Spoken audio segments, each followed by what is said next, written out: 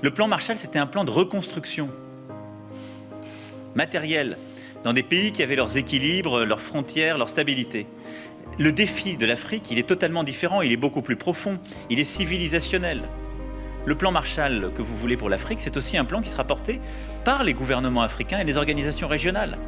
C'est par le biais d'une gouvernance plus rigoureuse, de la lutte contre la corruption, d'une lutte pour la bonne gouvernance, d'une transition démographique réussie. Quand des pays ont encore aujourd'hui 7 à 8 enfants par femme, vous pouvez décider d'y dépenser des milliards d'euros, vous ne stabiliserez rien. Moi, quand je l'entends parler, j'entends un père qui est en train de faire la leçon de morale aux autres. C'est tout. Moi, ça ne m'intéresse pas qu'un président, où qu'il soit, d'où qu'il vienne, dise à des millions de gens ce qu'ils doivent faire dans leur chambre à coucher. On ne dit pas aux Français combien d'enfants vous allez avoir. Pourquoi est-ce que les Africains n'auraient pas le droit d'avoir 6 ou 7 enfants? C'est leur responsabilité. Et c'est vrai. Il dit... D'ailleurs, le chiffre, elle, c'est 5. Tandis que les gouvernements africains doivent investir. Et il parle de corruption, mais qui corrompt qui? Qui finance la corruption? Il faut être franc. La corruption existe ici, existe aux États-Unis, dans tous les pays européens. Il y a la corruption. La corruption en Afrique nous empêche. La corruption est un vrai problème en Afrique. Hein. C'était d'ailleurs un des éléments du discours d'Obama quand il était à l'Afrique. Mais je suis d'accord, je ne suis pas contre ça. Mais qui corrompt qui?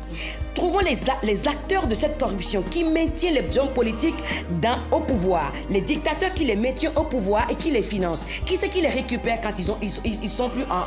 Qui c'est qui les protège une fois qu'ils sont plus au pouvoir? Et puis ils peuvent partir avec autant d'argent qu'ils veulent. Mais attendez, c'est quoi cette hypocrisie-là? Angélique Kidjo, Emmanuel Macron, il parle d'un plan Marshall. L'Afrique, elle a besoin de quoi?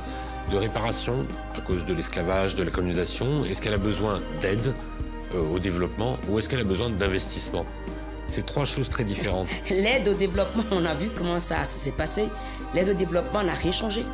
Parce que, moi je dis toujours, quand on va aider quelqu'un, si on ne respecte pas la personne qu'on va aider, l'aide n'est pas efficace.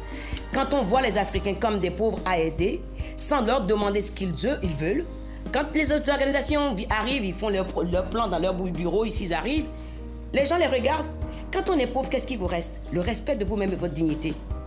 Vous pouvez avoir des milliards si les gens ne se sentent pas concernés par le dialogue qu'on peut avoir en tant qu'être humain et comment on travaille ensemble pour trouver une solution aux problèmes que nous avons et que c'est vous qui arrivez parce que vous êtes riche, parce que vous êtes européen, vous avez le complexe de supériorité, vous voulez nous dire ce qu'on a envie de faire. Ça ne marche pas et ça n'a pas marché depuis 50 ans, ça ne marchera jamais. Point. Ça, c'est une chose. Investir. Moi, d'abord, il faut déjà parler des dettes des pays africains. D'où viennent ces dettes-là? Et quand on commence à parler de dette, on se rend compte que la corruption est liée à la dette. Donc, si on veut que les pays africains se développent, il faut qu'on change complètement notre relation avec les dirigeants. Ne plus les corrompre pour les maintenir en place, que ce soit les gouvernements occidentaux ou ce soit les grands groupes qui ne veulent pas payer d'impôts parce que les plus grandes compagnies françaises ou autres qui sont en Afrique, la plupart d'entre eux ne payent pas des impôts. S'il n'y a pas de revenus dans un pays, on ne peut pas investir dans l'éducation, on ne peut pas investir dans la santé. C'est-à-dire qu'il faut repenser complètement la dynamique entre les pays riches et les pays africains et poser les choses très clairement en disant tel gouvernement fait ça, on ne fait pas ça. Si j'ai l'impression d'entendre toujours cette rhétorique.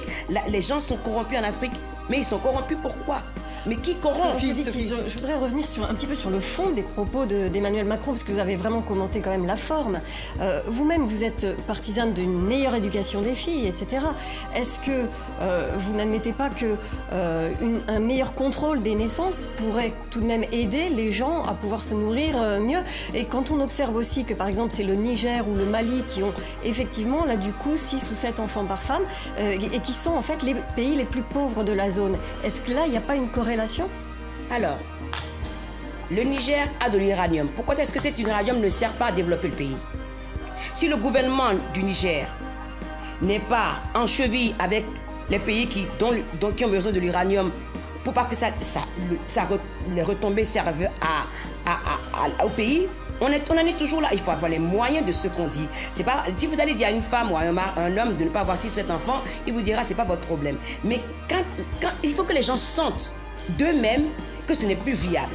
Parce que s'il y a de l'argent qu'on investit dans un pays et que ça crée de l'emploi et qu'on a envie que sa vie soit meilleure, on se rend compte systématiquement qu'avoir 6 ou 7 enfants, ce n'est pas la solution pour avoir une vie décente. Ça, c'est une partie du problème. Il faut déjà que les pays qui ont des ressources ces ressources-là puissent servir au pays.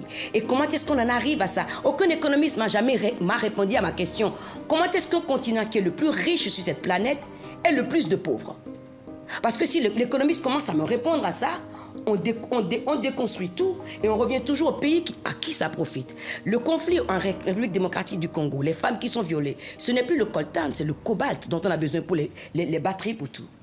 Et pourquoi est-ce que ça ne finit pas ce conflit? Parce que si le conflit finit, tout d'un coup, le prix du cobalt va augmenter. Et qui c'est qui va en profiter? Ce n'est pas les Africains, c'est toujours les Occidentaux qui en profitent. Donc, quelque part, il y a quelque chose qui ne fonctionne pas. Et tant que les pays riches ne prendront pas leurs responsabilités, ça ne marchera jamais. On peut mettre les présidents à la Cour pénale internationale de justice, ça ne marchera jamais parce que ceux qui sont les acolytes de ces dirigeants qui font ce qu'ils font, sont ici en Europe, ils doivent se retrouver sur les mêmes bancs que les autres.